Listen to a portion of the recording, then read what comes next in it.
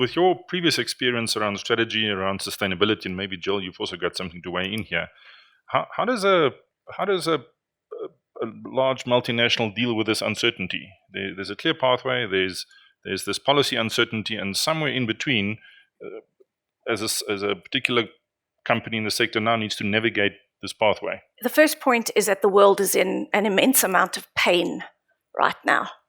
Mm-hmm. You've mentioned a number of things. Jill, the reason why 2018 was so critical was because at the World Economic Forum in Davos, that's when they started increasing the talk around it can't just be about financial returns, there's got to be a greater focus on other things. I remember that quite distinctly, and that was when you suddenly started seeing the global risks shift from being political or financial or debt to being climate and social risks. If anyone goes back and looks at how those changed in the last 6 years, there's been this wave of, almost a consciousness waking up. But the point is that no matter which geography you're in right now, you're facing pain. Even the developed world is facing pain. Which means issues like climate change, which should be at the top of the agenda across everything. For us, all the people in this room, we're believers. It's easy for us to say that. But policymakers actually have to balance things. They have to weigh things.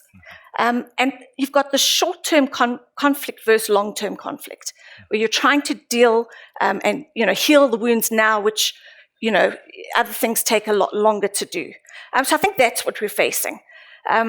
What concerns me is how some of the developed world has pulled back somewhat in the last year. If I think of Rishi Sunak, even the US has gone back on a couple of their commitments. And when that starts happening, I'm very scared for Africa and I'm very scared for South Africa, because we are heavily dependent on the developed world to help us get through this and get to where we need to be. So navigating it as a multinational, you've got to have a geographic perspective. In the UK, it was quite nice because there were a lot more definitive scenarios that you could use. So, and there's a lot of supervision. There's a lot more of a cooperative environment for multinationals to work towards what they need to do. Whereas South Africa, it's been a lot slower. It's been a lot more difficult. And it's very, very difficult because we need those sector pathways in order to do our own, in order to work out your own plan for to 250, and they don't exist. Mm-hmm. So, your hands are tied. But really, you've got to take a geographic approach. Mm-hmm. Mm-hmm. Yeah, thanks. I'll come back to this idea of pain in a second. Jill, have you seen any innovation in business models from large companies, or innovation in how they strategize that you can share with us, or is this still a bit of a blank field? I wouldn't say it was a blank field. It's an emerging field, and you have to look quite broadly globally to find companies that you can be inspired by. And what we call strong sustainability business models. Mm-hmm. Sustainability business models that take the environment as the main focus of how we actually we exist in the world, how we our purpose as organizations and as individuals. And there are organizations like that. Neither of them. There's 2 or 3 that we continually talk about in the sustainability field. But there are other organizations that we're also very familiar with. None of them are perfect, but there's learning. There's opportunities for learning from some of the things that big corporates like Unilever or Nestle.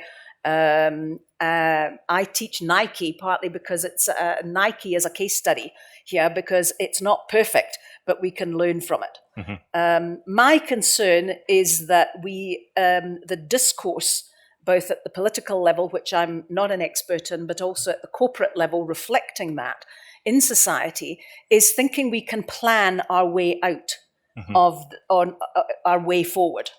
Now, we can't solve climate change.